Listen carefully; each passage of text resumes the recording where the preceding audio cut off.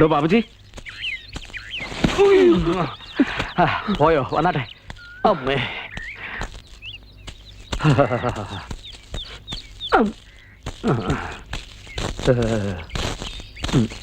തല തട്ടരുത്.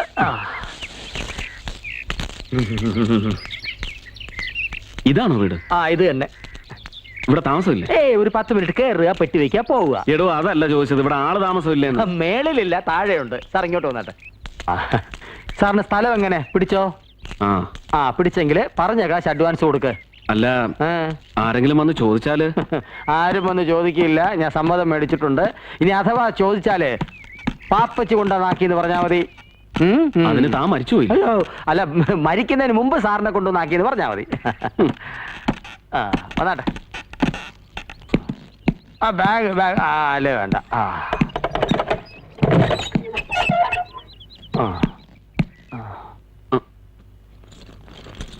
തുണി മാറ്റട്ടെ?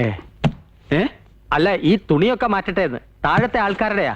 തൽക്കാലം ഇവിടെ ആൾതാമസം ഇല്ലാത്തതുകൊണ്ട് തുണി ഉണക്കാൻ ഉപയോഗിക്കാം ഇവിടെ. അത് അവരൊന്നും എടുത്തോളും. എന്നാ ഇറക്കട്ടെ സാർ? ശരി. അല്ല, അഡ്വാൻസ് ഈശോയെ 2000 ഒന്നല്ലേ പറഞ്ഞേ? അല്ല, ഇല്ലമായതുകൊണ്ട് 3000 ഇല്ലാതെ പറ്റില്ല. കണ്ടില്ലേ കട്ടിലും? 3000 ഉണ്ട്. എന്നാ പോയിട്ട് വരട്ടെ സാർ? ശരി.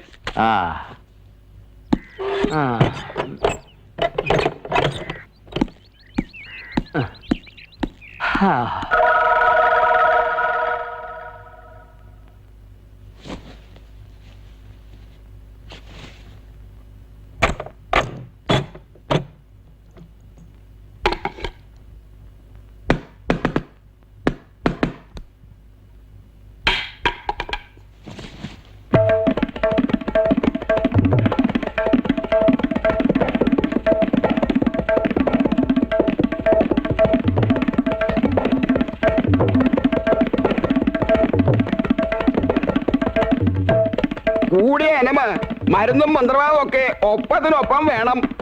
മന്ത്രവാദം ചെയ്യാമെന്ന വെളിച്ചപ്പാടും പാപ്പച്ചിയുടെ പ്രേതത്തെ കണ്ട് പേടിച്ചിരിക്കുക. കുറുന്തോട്ടിക്ക് വാദം. വെളിച്ചപ്പാടും പേടിച്ചു എന്ന് പറഞ്ഞാ പിന്നെ സാധാരണക്കാരുടെ കാര്യം പറയണോ? വൈദ്യരെ, ഈ കടപ്പാടം വിറ്റാണിലും വേണ്ടില്ല. ഇങ്ങരുടെ ബോധം ഒന്ന് നേരെയാക്കി തരണം. തങ്കപ്പ, കുറച്ചു നേരത്തെ ഈ കൊട്ടം നിർത്ത്.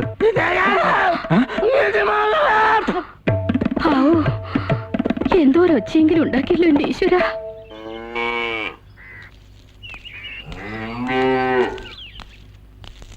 പശുവിനെ ഇതൊരാരും മാറ്റി കെട്ടിയിട്ടില്ലേ? ഗിരിജ ഇനിയും സ്കൂളിൽ നിന്ന് വന്നില്ല എന്ന് തോന്നുന്നു. ഗിരിജ ഇനി എത്തിയില്ലേ? ഇല്ല, ഇന്ന് വൈകുന്ന് പറഞ്ഞ അവള് പോയത്. സ്കൂൾ ടൈം കഴിഞ്ഞിട്ട് ഗിരിജ അവിടത്തെ മാഷന്മാർക്ക് ഇപ്പൊ ക്ലാസ് എടുക്കണ്ടെന്നാ കേട്ടത്. നീ ഈ പുസ്തകം വായിച്ചിരിക്കായിരുന്നു അല്ലേ? ആ പയ്യനെ ഒന്ന് മാറ്റി കെട്ടാർന്നില്ലേ?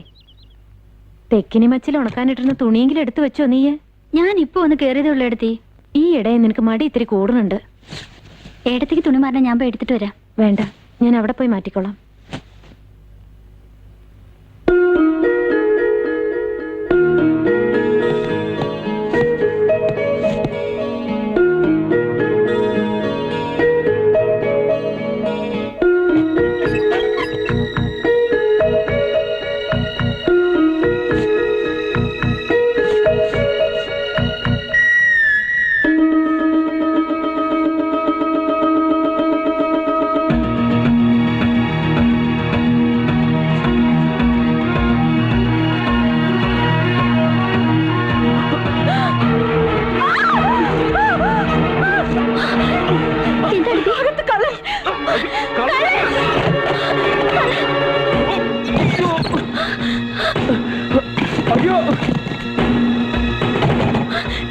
എന്താ?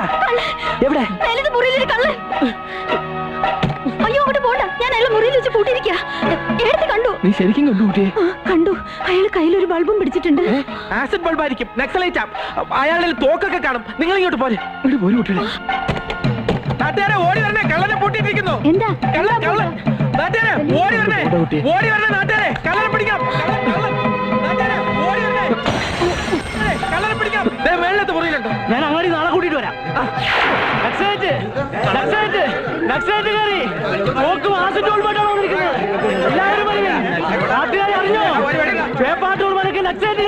എന്നിട്ട് വല്ലവരും കൊന്നോ? ഇല്ല, വേഗം ആളെ കൂട്ടാം. എടോ, ഇതൊന്ന് തീർത്തിട്ട് പോടോ. ഒന്ന് തീർത്തിട്ട് പോവാൻ. നക്സലൈറ്റ് ആണെങ്കിൽ നമ്മൾ വെറും കൈയോടെ പോയിട്ട് ഒരു കാര്യമില്ല. നമുക്ക് 4 ബോണ്ട് എടുത്ത് കയ്യിലേക്കാം. അതേതായാലും ബോംബ് മാതിരി ഉണ്ടല്ലോ. അതല്ലടോ കാക്കേ. ടോമി, നീ ആ ഓമനയുടെ വീട്ടിൽ ചെന്ന് അവിടെ പാറാവ് വെക്കുന്ന പോലീസുകാരുടെ തോക്കുമായിട്ട് വേഗം വരാൻ പറ. നിങ്ങൾ വിട്ടോ, ഞാൻ കട ഞാൻ ഇപ്പൊ തന്നെ എത്താം. എടോ ഒന്ന് വടിച്ചു തീർത്തിട്ട് പോടും.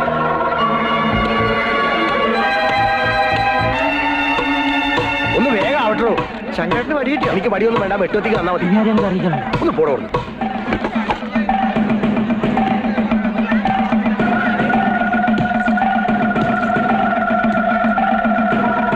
ഇനി ആരും അറിയിക്കേണ്ടത്?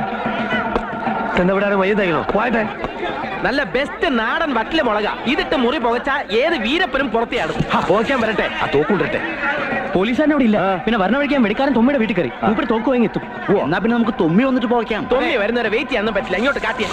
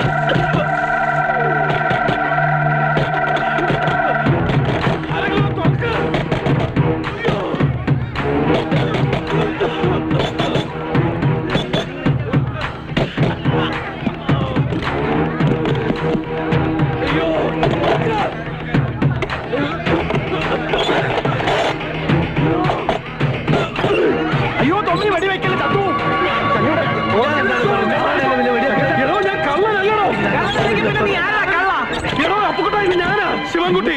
അയ്യോ ഇത് കള്ളനല്ല, നമ്മുടെ കൃഷി ഓഫീസറാണ്. എല്ലാരും പിരിഞ്ഞു പോണം. ഇത് നമ്മുടെ പുതിയ കൃഷി ഓഫീസറാണെന്ന്. തൊമ്മി ആകാശത്തേക്ക് വെടിവെക്ക്. ജനക്കൂട്ടം പിരിഞ്ഞു പോട്ടെ.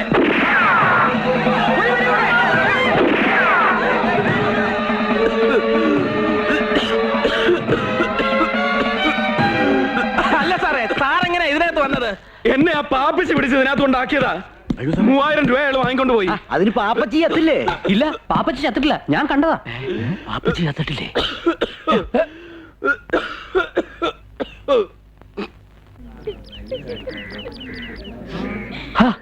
എന്നടാ ഈ ചെറിയ പെട്ടി മേടിച്ചേ? ആന ചവിട്ടിയതല്ലേ, ഇത് മതി. എടാ അവൻ എന്നോട് പൊക്കോണ്ടാ. എന്റെ അച്ചായ, ആന ചവിട്ടി കൊന്നവർക്ക് വേണ്ടി ഞാൻ ആദ്യമായിട്ടല്ല പെട്ടി വാങ്ങുന്നത്. എന്തായാലും കുറുക്കനും ചെന്നായും തിന്നതിന്റെ ബാക്കി കുറച്ച് എല്ലും കഷ്ണങ്ങൾ ഉണ്ടാവും. അതിന് ഈ പെട്ടിനെ ജാസ്തിയാ. എടാ ചത്തിട്ടില്ല. ആര്? നമ്മുടെ പാപ്പച്ചി ചത്തിട്ടില്ല. ചേപ്പാട്ടൂര് കയറിയ ആഫീസർ പാപ്പച്ചിയെ കണ്ടു. മാഷ് വേണ്ടെല്ലാം പറഞ്ഞേ. നടന്നു. അച്ചായ, പെട്ടിയുടെ കാശ് അത് നിന്റെ അപ്പം തരും. ഭാഗ്യം തന്നെ വെടിക്കാരൻ തൊമ്മി ഉന്നം വെച്ച കാഞ്ചി വലിക്കാതിരിക്കില്ല. കഴിഞ്ഞൊക്കെ കഴിഞ്ഞു. ഇനി അതും ഇതും പറഞ്ഞ് സാറിനെ ആദ്യം പിടിപ്പിക്കല്ലേ. ഇനി എന്താണ് വേണ്ടതെന്ന് ആലോചിക്കുക. പാപ്പച്ചി ചത്തറില്ല എന്നല്ല പറയണേ. അവ അങ്ങോട്ട് വരട്ടെ. ഓൻ വരുന്ന ശിവൻ സാർ പരിപാടി കിടക്കുന്ന മാഷ് പറയണേ. എന്തിനും ഒരു ന്യായഭാഗമുണ്ട്. അതെന്താണെന്ന് വെച്ചാ വല്യമ്മാമ പറയട്ടെ. അതെ, എനിക്ക് പാപ്പച്ചിയോട് ഒരു 25,000 രൂപയുടെ കടബാധ്യതയുണ്ട്. അതിന്റെ പേരിൽ ഇവിടെ കൃഷി ഓഫീസറായിട്ട് വന്ന ഒരു സ്ത്രീയെ തെക്കിനി മച്ച് താമസിപ്പിച്ചോട്ടെ എന്ന് എന്നോട് ചോദിച്ചു. ആയിക്കോട്ടെ എന്ന് ഞാനും പറഞ്ഞു. അത്രത്തോളം കടബാധ്യത കുറഞ്ഞു കിട്ടുമല്ലോ എന്ന് വിചാരിച്ചിട്ടാ. അവരങ്ങ് സ്ഥലം മാറി പോവുകയും ചെയ്തു. ഇപ്പൊ ഇദ്ദേഹത്തെ ഇവിടെ കൊണ്ടുവരുന്ന കാര്യമോ താമസിപ്പിക്കുന്ന കാര്യമോ ഒന്നും എന്നോട് മിണ്ടിയിട്ടില്ല. പക്ഷേ ഇവിടെ ഉള്ളവരോടൊക്കെ സമ്മതം വാങ്ങിയെന്നാ പാപ്പച്ചി എന്നോട് പറഞ്ഞത്. പിന്നെ ഇവിടെ ഇങ്ങനെ പെമ്പിള്ളറുള്ള കാര്യമൊന്നും എന്നോട് സൂചിപ്പിച്ചിട്ടുണ്ടായിരുന്നില്ല. ഞാനിപ്പോ എന്ത് വേണമെന്നാ പറയുന്നേ? പാപ്പച്ചി ഇദ്ദേഹത്തോട് മേടിച്ച കാശ് കൊടുക്കുന്നത് വരെ ശിവൻ സാർ തെക്കിനി താമസിക്കട്ടെ. അല്ലെങ്കിൽ പിന്നെ പാപ്പച്ചി വാങ്ങിച്ച കാശ് തിരിച്ചു കൊടുക്കുക. അതല്ലേ അതിന്റെ ഒരു ന്യായം. എന്റെ മരുമോൻ കാണിച്ച പോക്കൃത്തരം കൊണ്ട് ഒരാൾ വിഷമിക്കുന്നത് കാണാൻ എനിക്ക് ബുദ്ധിമുട്ടുണ്ട്. അയ്യോ, അതിപ്പോ നിന്നിപ്പോ 3000 രൂപയൊക്കെ എടുക്കാന്ന് പറഞ്ഞാ ദേ, അന്യനാട്ടിൽ നിന്ന് വന്ന ഒരാളെ നമ്മൾ കഷ്ടപ്പെടുന്നത് ശരിയല്ല. വല്യമാമേ, ശിവൻ സാർ ഇവിടെ താമസിക്കട്ടെ. അതുകൊണ്ട് വല്യമാമിക്ക് ഒരു ദോഷം ഉണ്ടാവൂല. ഞാനാ പറയണേ. സാർ മേളിലേക്കല്ലേ വന്നാട്ടെ. ചെല്ലേ.